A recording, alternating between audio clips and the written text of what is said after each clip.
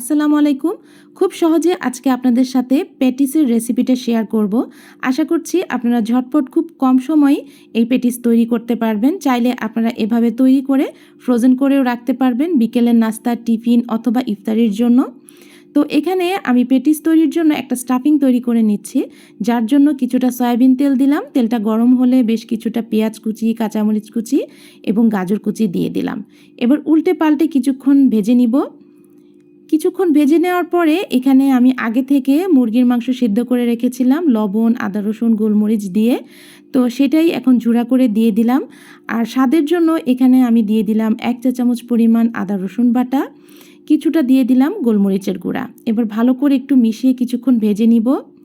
কিছুক্ষণ ভেজে নেওয়ার পর এখানে দিয়ে দিচ্ছি স্বাদ মতো লবণ এবং সামান্য কিছুটা বা হাফ চা চামচের মতো গরম মশলার গুঁড়া। মশলা খুবই কম দরকার হবে এই স্টাফিং তৈরি করতে।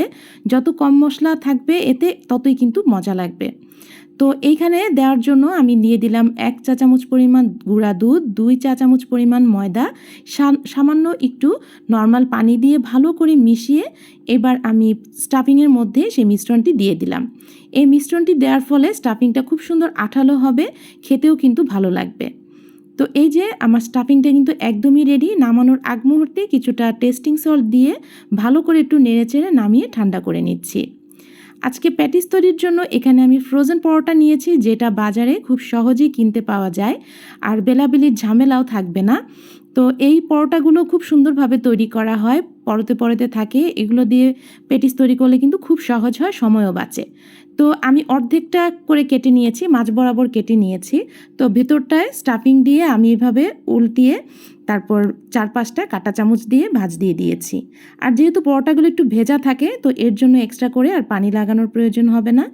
তো এই প্যাটিসগুলোকে বেক করার জন্য আমি এখানে একটা বেকিং ট্রের মধ্যে সয়াবিন তেল মেখে নিচ্ছি। আপনারা চাইলে সিলভারের পাতিলেও কিন্তু গ্যাসের চুলায় আপনারা বেক করে নিতে পারেন খুব সহজে। আমার চ্যানেলে কিন্তু এর আগেও ব্রেড চুলায় আপনারা কিভাবে বেক করবেন সেই রেসিপি দেওয়া আছে। তো আমি এইভাবে সবগুলোকে খুব সুন্দরভাবে সেট করে নিয়েছি এই ট্রের মধ্যে।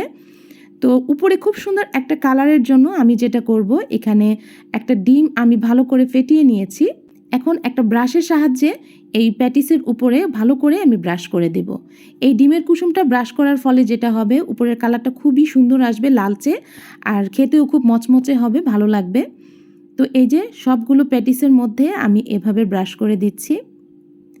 তো সব কিছুই রেডি। এখন ওভেনে দেওয়ার পালা। 180 ডিগ্রি সেলসিয়াসে আমি এগুলো বেক করে নিলাম। আর আজকে এই রেসিপিটা আমার মামির দেয়া, যার হাতের রান্না আলহামদুলিল্লাহ মাশাল্লাহ অনেক মজার। তো ওনার রেসিপিতেই আজকে আপনাদের সাথে এই রেসিপিটা শেয়ার করা। আশা করছি এই রেসিপিটা আপনারা দেখে খুব সহজেই প্যাটিস আজকের পর থেকে তৈরি করতে পারবেন। চাইলে আপনারা এভাবে তৈরি করে বাচ্চাদের টিফিনেও দিতে পারবেন, কোনো সমস্যা নাই। তো আজকের মতোই বিদায় নিচ্ছি। ভালো থাকবেন, সুস্থ থাকবেন। আবারও চলে আসবো সহজ কিছু রেসিপি নিয়ে এবং আমার লাইফস্টাইল ব্লগ নিয়ে। ততক্ষণের জন্য আল্লাহ হাফেজ।